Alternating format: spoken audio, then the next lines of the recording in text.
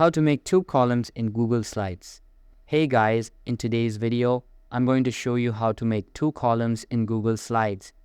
This is super useful if you want to compare information side by side or just organize your content better.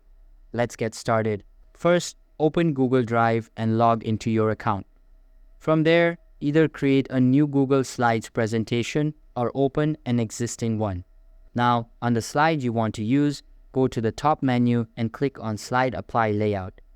In the Layout options, choose Title and two columns. This will give you a title box at the top and two separate columns below.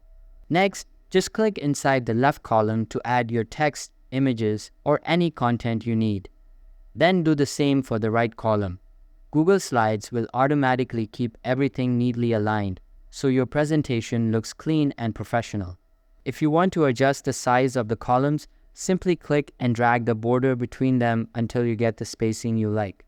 And that's it. You've successfully created two columns in Google Slides. This trick is perfect for comparisons, lists, or organizing data in a simple, easy to read way.